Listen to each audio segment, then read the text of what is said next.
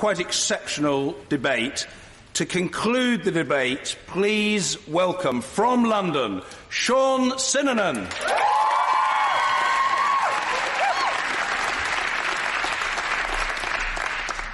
Votes at 16, and as we've seen from the backbench speeches, the UK Youth Parliament's favourite issue to debate at the House of Commons.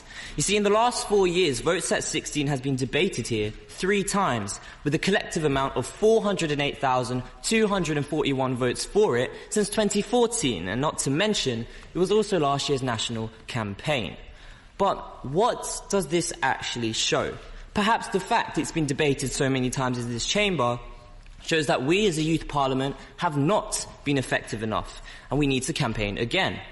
Or, on the flip side, have we actually campaigned enough already and we keep repeatedly hitting this concrete obstacle of our opposing successive governments?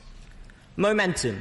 The Votes at 16 campaign to me is perfectly summed up by the phrase of us, the young people, as the unstoppable force versus the immovable object being our government.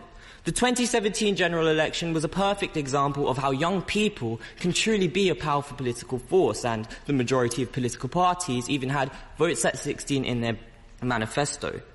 And now we, the NYPs, have to make a crucial decision. You see, do we pull out of this strong momentum as people and politicians across the UK realise the significance of this campaign?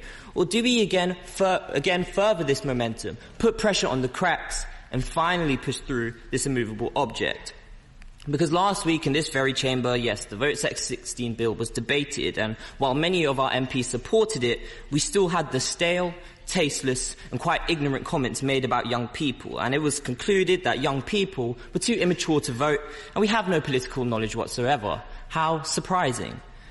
But I want to look into that because I want everyone in this chamber to look to your right and now look to your left.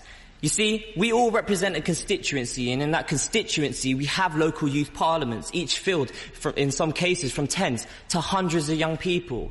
Just think how many people are involved in youth parliament alone. We defeat the stereotype that young people aren't politically educated, and we only represent the tip of the iceberg, because politics is becoming a fashion, and in this new era we're brought up into a world of technology and social media. For example, we can learn about the controversial current affairs from simple tweets. And we all know in some cases these simple tweets can come from, well, even simpler presidents.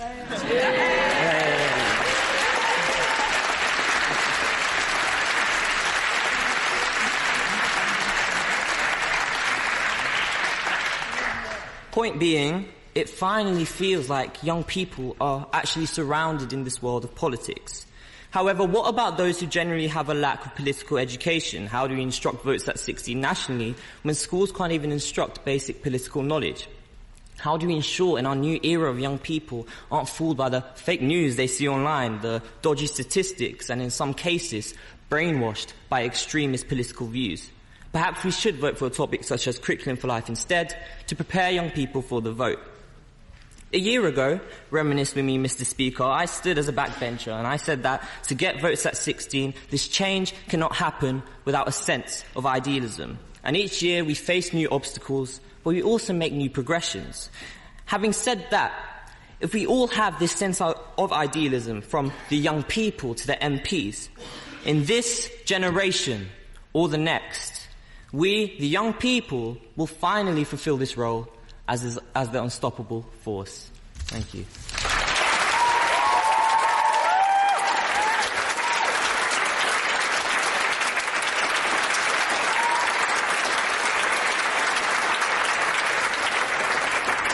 Thank you, Sean. The enthusiasm and electricity in the chamber are on a scale that I don't think I've previously witnessed. It's hugely to your credit, and I hope that pulsating through your veins is this great sense of excitement at and pride in the occasion, because that's certainly what I feel. I'm afraid you'll hear more from me later, but certainly I feel very excited and privileged to be sitting in this chair, listening to speeches of principle, of integrity, and of passion.